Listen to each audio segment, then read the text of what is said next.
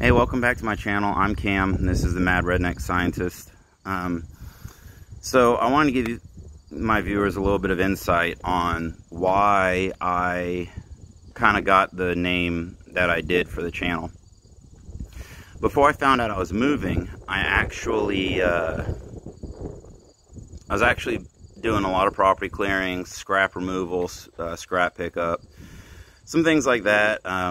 I even did a mobile home removal with a good buddy of mine, and so that's kind of what I've been doing since I left the Air Force.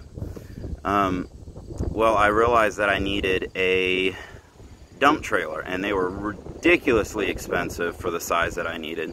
So I built this dump trailer here from scratch. The only thing on this dump trailer that was purchased was, I purchased this hitch, came from eTrailer.com, I believe. Same with the jack, I got that from eTrailer. And then let me show you this. So I got a hydraulic pump here. Oh god, I can't remember where I bought it from. I think it was Amazon or something like that.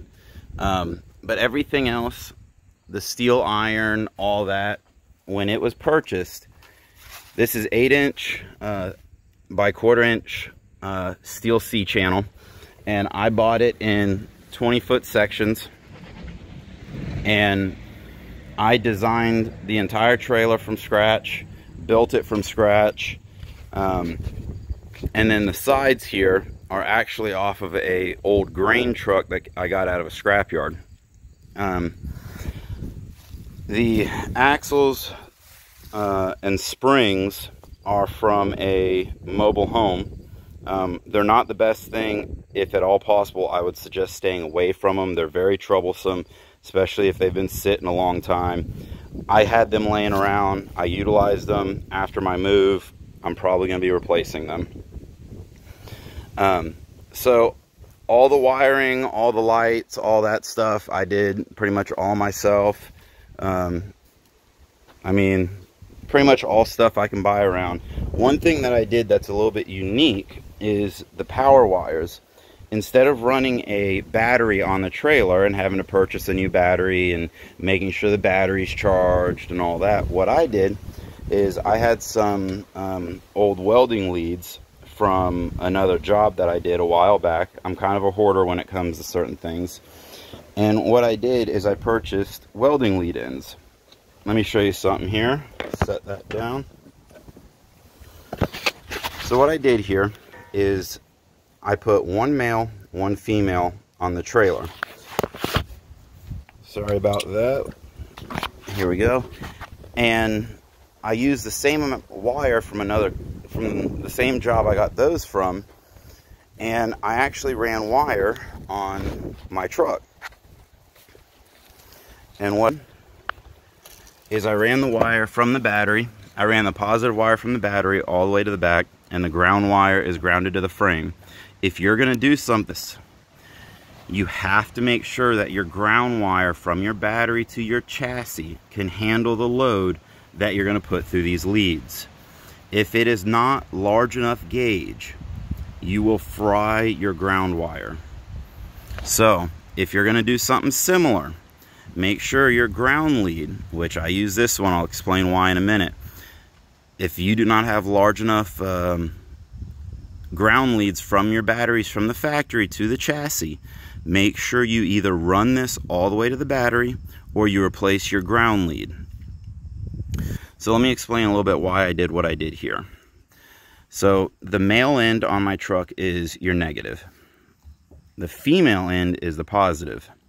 The reason I did this is because if you're running a winch, hydraulic pump, jumping another vehicle, utilizing these to their full capacity, if you put a fuse or a circuit breaker in line, you're just going to keep popping it, blowing fuses, so on and so forth. It's just like the starter for your car. So the reason I put a female as my positive lead is because if this is bouncing around back here, and I made sure that it could not touch anything and arc out. My negative one I made as a male.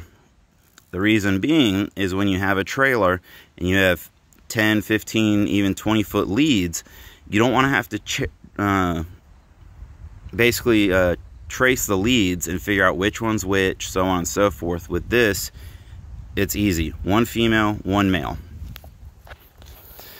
So that's how I wired the dump trailer. I have a big flatbed gooseneck that has a winch on it. Same thing. I replaced the battery, put leads on it, plug it right into the truck. No more worried about making sure battery's charged, etc. So back to this trailer.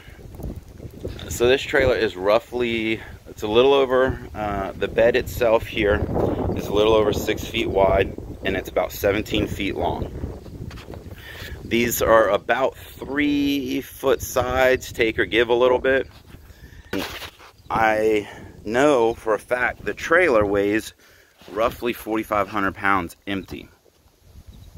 This is a very stout, very heavy trailer.